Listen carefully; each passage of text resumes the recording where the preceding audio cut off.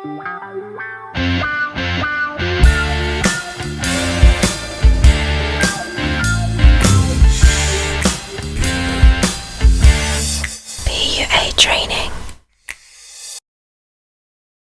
Hey guys, got a very cool video for you today. I'm going to be talking about ways to be more confident and happy. I don't know how many ways just yet because this is unscripted, but I'm going to have a bunch of different ones. And sitting next to me is Anastasia. She was a Miss World contestant and she might chime in with a few ideas of her own.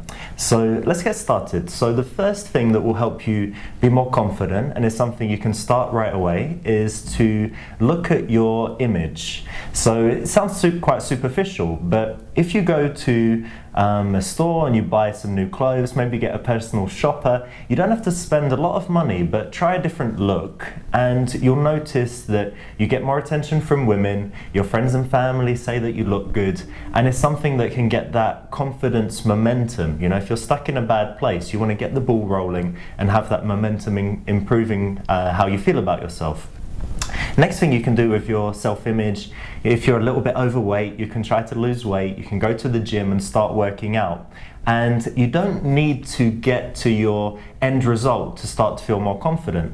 I've got a friend who came to visit me and he weighed 104 kilograms and he wasn't muscly and he was shorter than me. And after a month he lost 6 or 7 kilograms. Although he was still overweight, he felt much better about himself and more confident. So just starting to make progress and moving in the right direction will start to give you confidence. Aside from working on your self-image, something else you can try, there are lots of what I'd call kind of inner game tools that you can use. So you can read books about NLP, books by Tony Robbins, these kind of self-help books that might give you tools and techniques to feel better about yourself. You can do courses, and back in the day I tried things like self-hypnosis, I tried brainwave audio, MP3s, that all are aimed at improving your state and basically putting you in a more positive mood.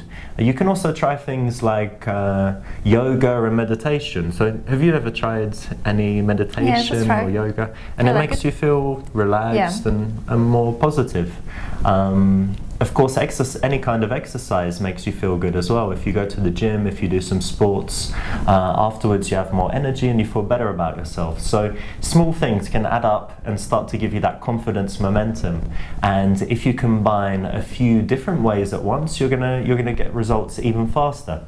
Other things that you can try and do is learn new skills. So if you're doing something completely unrelated to the rest of your life, maybe you do some dance classes.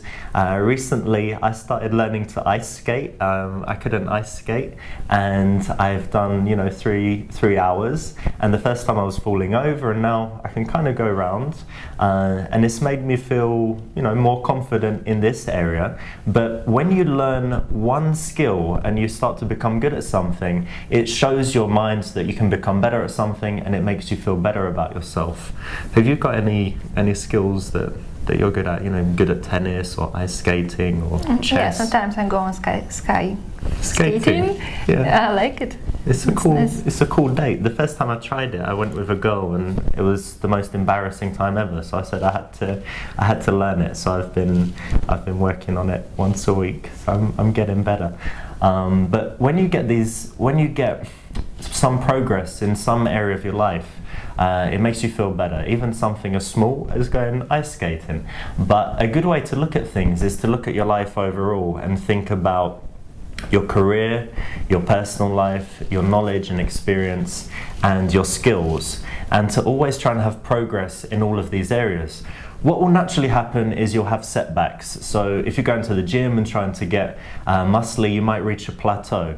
If you're working really hard and things are going well, but then you might have a setback at work or in your career, or you're working on your love life and then one time you get dumped and you're really sad. In each area you're going to have these setbacks. That's why it's nice to focus on many areas so that you can continue to have progress, and when you've got problems in one area, the other areas make up for it and they make sure that you stay happy and confident. If you just focus on one thing and you rely on that for your happiness, it can be a problem.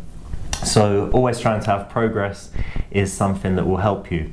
Aside from that, so we've got the tools, we've got learning skills.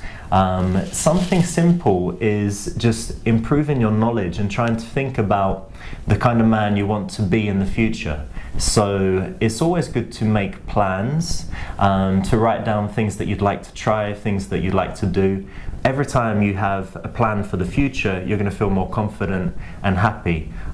If I don't know what I'm going to be doing for the next few months, what goals I've got, what good things are going to be happening, I never feel as good. So we were talking earlier, and you've got plans, right? You know where you're going to be in May and June, you've got plans for the summer. But maybe at times in your life you didn't have these plans and you didn't know what was going to happen, and it's not so comfortable. Maybe sometimes it's like this, but usually I have plan. That's good. So if you're starting today and you don't know where you're going to be next week, you only have one focus in your life, which could be your career. If you aren't learning any new skills, if you're kind of staying in the sphere that you're in, it's good to break out of that. Something else that I've done that has helped me over the years is expanding my comfort zone. So many years ago I wouldn't be comfortable, for example, in a nightclub. I wouldn't be comfortable dancing. I wouldn't be comfortable choosing a bottle of wine. So many things that I wasn't comfortable with, even meeting new people that were introduced to me.